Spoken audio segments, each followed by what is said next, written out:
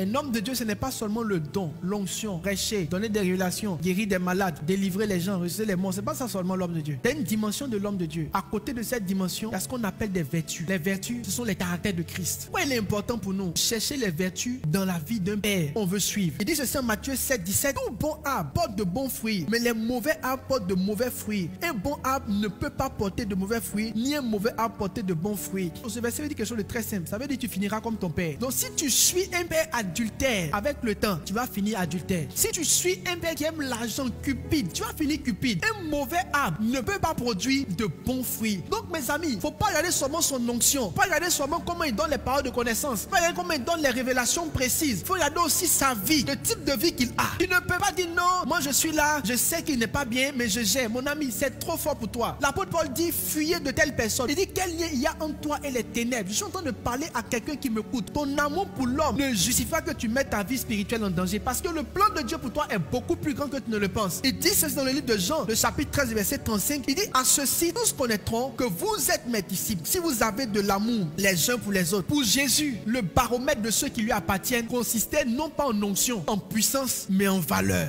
C'est à partir des valeurs que Jésus reconnaît ses disciples, c'est pas à partir de la puissance. Il n'a pas dit non, quand vous verrez les morts ressuscités, ni les révélations précises. Il dit, quand vous allez voir les valeurs, ce sont les valeurs là qui montrent que ce gars-là, il est de moi. Les valeurs. La personne que tu veux suivre, la personne sous laquelle tu veux mettre ta vie, a-t-elle des valeurs profondes? Est-il un homme de famille? Connais-tu sa femme? Connais-tu ses enfants? Quel genre de pasteur suis-tu? T'invite-t-il souvent à aller boire un peu de vin? T'invite-t-il souvent l'accompagner pendant que vous êtes ensemble? Est-ce que les filles sont autour de lui? Est-il léger dans sa manière de gérer les filles? Le vois-tu tapoter un peu les soeurs qui sont autour de lui? Quel genre de personne décides-tu de suivre? Parce que souvent, on aime tellement qu'on devient naïf. Pourquoi les vertus? Dans l'église primitive, pour choisir un responsable, on ne pesait pas son onction, on pesait ses valeurs. Il dit ceci, 1 Timothée 3, de 1 à 7. Cette parole est certaine. Si quelqu'un aspire à la charge de responsable, il désire une œuvre excellente. Il faut donc que le responsable ou l'évêque soit irréprochable. Irréprochable, c'est pas onction. Soit mari d'une seule femme. Sobre, ce n'est pas onction. Modéré, ce n'est pas onction. Réglé, ce n'est pas onction. Hospitalier, ce n'est pas onction. Bon, propre à l'enseignement, quand même, on peut dire que c'est un peu d'onction. Il faut qu'il ne soit ni adonné au vin, ni violent, mais indulgent, pacifique, désintéressé. Il faut qu'il dirige bien sa propre maison, qu'il tienne ses enfants dans la soumission, dans une parfaite honnêteté. Car si quelqu'un ne sait pas diriger sa propre maison, comment prendra-t-il soin de l'église de Dieu? Il ne faut pas qu'il soit un nouveau converti de paix qui sont en fait d'orgueil et qui ne tombe sur le jugement du diable. Il faut qu'il reçoive un bon témoignage de ceux du dehors afin de ne pas tomber dans l'opprobre et dans les pièges du diable. Pour choisir avoir un responsable dans l'église, au temps de Paul, le critère pour qu'on dise celui-là peut diriger une église, ce n'est pas son onction, ni combien de malades guéris, combien de prophéties données, combien de ceci. Il dit pour choisir un responsable, ce sont ses valeurs. Les valeurs étaient le fondement pour établir des hommes de Dieu. Si nos pères qui ont connu Dieu estiment que les valeurs sont si importantes, ce n'est pas nous qui sommes en bas pour nous mettre sous des couvertures, pour suivre des ministères, nous allons négliger la partie des valeurs. Pourquoi il est important d'être attentif aux valeurs? Le manque de valeurs vous fera finir dans le mur. Je vais citer un homme dont l'histoire m'a vraiment choqué. Un homme qui avait si bien commencé. Son nom, Samson. Samson veut dire petit soleil. Il était censé donner la lumière. La Bible dit sera le libérateur. Il est lui-même le fils d'un autre qu'on appelait Manoach. Manoach veut dire repos. Donc le soleil devait introduire un repos. Un guéri qui allait apporter une délivrance. Mes amis, que dit la Bible à la fin de sa vie? On dit ceci dans le livre de Juge, chapitre 16. On dit qu'on appelle Samson et qu'il nous divertisse. Un grand guerrier est devenu un divertisseur. Il a fini comme un amuseur de boîte de nuit, un amuseur de bar, un bouffon. Sa vie a été brisée, sa vie a été broyée. Parce que ce grand homme de Dieu qui avait la puissance passait son temps à s'amuser avec des prostituées. Samson partit pour Gaza. Il vit une femme prostituée. Il entra chez elle. Il ne peut pas voir de femme sans rentrer. Partout où il voit une femme, il rentre. Il a fini pas guerrier, mais divertisseur. Et même avant qu'il ne finisse divertisseur, il était d'abord prisonnier. Prisonnier et divertisseur. Mes amis, si tu plaisantes avec les valeurs, tu plaisantes avec les vertus, tu vas finir dans l'amusement. Ta